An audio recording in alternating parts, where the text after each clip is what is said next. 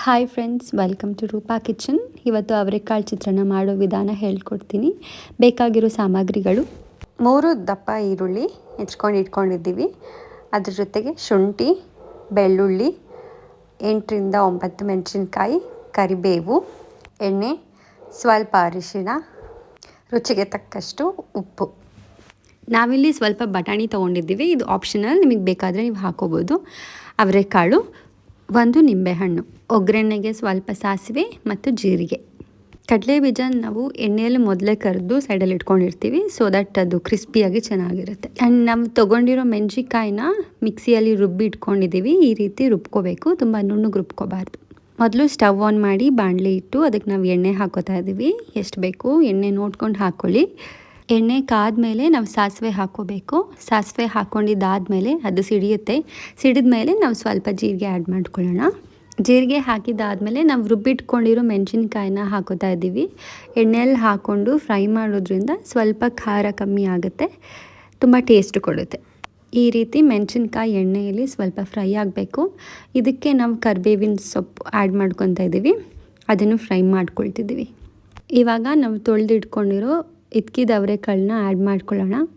ಅವರೆಕಾಳು ಸ್ವಲ್ಪ ಬೇಯಬೇಕು, ಅದರಿಂದ 1 ನಿಮಿಷ ನಾವು ಎಣ್ಣೆಯಲ್ಲಿ ಅವರೆಕಾಳನ್ನ ಚೆನ್ನಾಗಿ ಬೇಯಿಸ್ಕೊಳ್ಳೋಣ. ಈ ರೀತಿ ಅವರೆಕಾಳನ್ನ ನಾವು 1 ನಿಮಿಷ ಸ್ಟವ್ ಮೇಲೆ ಹಾಗೆ ಬೇಯಿಸ್ಕೋಬೇಕು. ಅದು ಬೆಂದಿದ್ದಾದಮೇಲೆ ನಾವು ಬಟಾಣಿ ಆ್ಯಡ್ ಮಾಡ್ಕೊತಾ ಇದ್ದೀವಿ. ಬಟಾಣಿ ನಾವು ಹಿಂದಿನ ದಿನ ರಾತ್ರಿ ಸ್ವಲ್ಪ ನೆನೆಸಿಟ್ಕೊಂಡಿರ್ತೀವಿ. ಅದನ್ನು ಬೆಂದ ಮೇಲೆ ನಾವು ಈರುಳ್ಳಿ ಆ್ಯಡ್ ಮಾಡ್ಕೊಳ್ಳೋಣ. ಎಲ್ಲ ಈರುಳ್ಳಿನೂ ಹಾಕ್ಕೊಂಡು ಚೆನ್ನಾಗಿ ಫ್ರೈ ಮಾಡ್ಕೋಬೇಕು. ಈರುಳ್ಳಿ ಹಸಿ ವಾಸನೆ ಹೋಗೋ ತನಕ ಚೆನ್ನಾಗಿ ಎಣ್ಣೆಯಲ್ಲಿ ಫ್ರೈ ಮಾಡ್ಕೊಳ್ಳೋಣ. ಸ್ವಲ್ಪ ಹಸಿ ವಾಸನೆ ಹೋಗಿದೆ ಅಂದಾಗ ಉಪ್ಪು ಆ್ಯಡ್ ಮಾಡ್ಕೊಳ್ಳೋಣ. ರುಚಿಗೆ ಎಷ್ಟು ಬೇಕು ನೋಡಿ ಹಾಕ್ಕೊಳ್ಳಿ. ಮತ್ತು ಅದಕ್ಕೇ ಎಷ್ಟು ಬೇಕು ಚಿಟಿಕೆ ಅರಿಶಿನ ಹಾಕ್ಕೊಂಡು ಚೆನ್ನಾಗಿ ಮಿಕ್ಸ್ ಮಾಡಿಕೊಂಡು ಫ್ರೈ ಮಾಡ್ಕೊಳ್ಳೋಣ ಎಣ್ಣೆಯಲ್ಲಿ. ಈ ಥರ ಬಟಾಣಿ ಹಾಗೂ ಅವರೆಕಾಳು ಆ್ಯಡ್ ಮಾಡ್ಕೊಳ್ಳೋದ್ರಿಂದ ಚಿತ್ರಾನ್ನ ಇನ್ನೂ ಟೇಸ್ಟಿಯಾಗಿ ಬರುತ್ತೆ. ಯಾವಾಗಲೂ ಒಂದೇ ಥರ ಚಿತ್ರಾನ್ನ ತಿಂದು ಬೋರ್ ಆದಾಗ ಈ ರೀತಿ ಚಿತ್ರಾನ್ನಕ್ಕೆ ಅವರೆಕಾಳು ಬಟಾಣಿ ಹಾಕೋದ್ರಿಂದ ಯುನೀಕ್ ಅನಿಸುತ್ತೆ, ತುಂಬ ಡಿಫ್ರೆಂಟಾಗಿ ಬರುತ್ತೆ, ಚೆನ್ನಾಗಿರುತ್ತೆ.